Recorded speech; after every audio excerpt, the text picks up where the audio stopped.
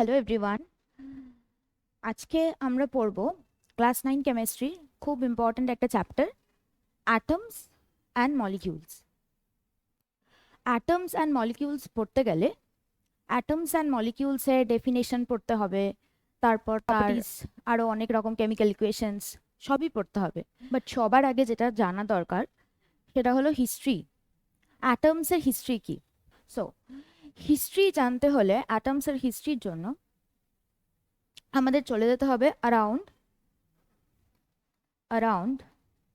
500 BC.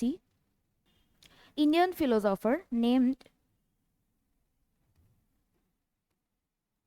Maharishi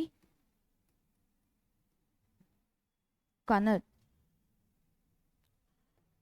ইনি বললেন কি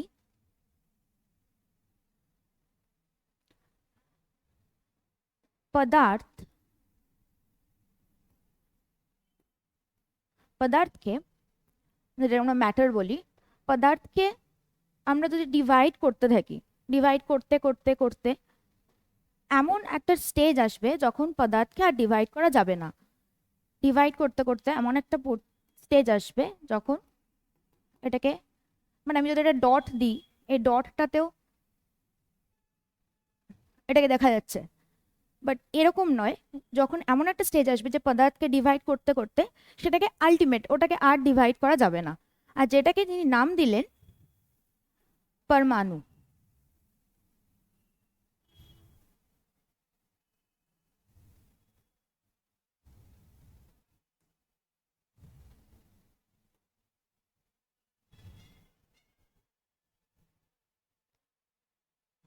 এরপর তো ইনি একজন ইন্ডিয়ান ফিলোসফার। এরপর আরো একজন ইন্ডিয়ান ফিলোসফার, পাকুরা কাতেয়ামা, ইনি বললেন ম্যাটার নর্মালি, মানে এরকমটা নয় যে হয়ই না, বাট নর্মালি ম্যাটার কম্বাইন্ড ফর্মে এক্সিস্ট করে। কম্বাইন্ড ফর্মে এক্সিস্ট করে মানে এরকমটা নয় যে সবসময় কম্বাইন্ড ফর্মেই, মানে নর্মালি কম্বাইন্ড ফর্মে এক্সিস্ট করে, বাট কম্বাইন্ড ফর্ম ছাড়াও কিছু হয়, বাট নর্মালি কম্বাইন্ড ফর্মে এক্সিস্ট করে, সেটা বললেন কাতেয়ামা। এরা দুজনেই ইন্ডিয়ান ফিলোসফার। তো ইন্ডিয়ান ল্যাঙ্গুয়েজে, মানে হিন্দি ল্যাঙ্গুয়েজে এক্সপ্লেন করলেন। পরমাণু বললেন, পদার্থ বললেন, আর কাতেয়ামা বললেন নর্মালি পরমাণু কম্বাইন্ড ফর্মে এক্সিস্ট করে।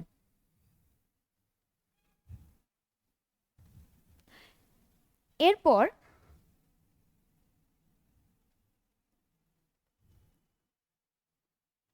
Greek philosopher Democritus and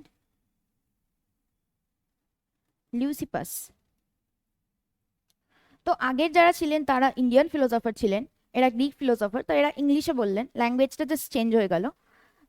if E go on dividing matter, matter আছে, এটাকে আমরা যদি ডিভাইড করতে থাকি করতে থাকি করতে থাকি,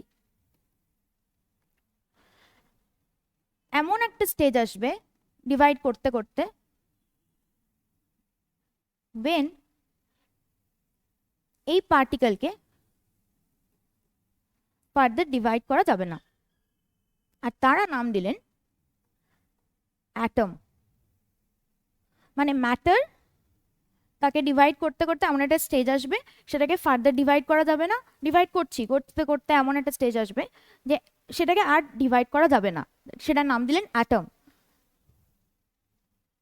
আর ইন্ডিয়ান ফিলোসফাররা যারা ছিলেন তারা এই সেম কথাটাই বলেছিলেন, মহর্ষি কানাদ, যে পদার্থ নাম দিয়েছিলেন, পদার্থকে আমরা যদি ডিভাইড করতে থাকি সেটা এমন একটা স্টেজে আসবে যেটাকে আর ডিভাইড করা যাবে না, আর সেটাকে নাম দিলেন পরমাণু।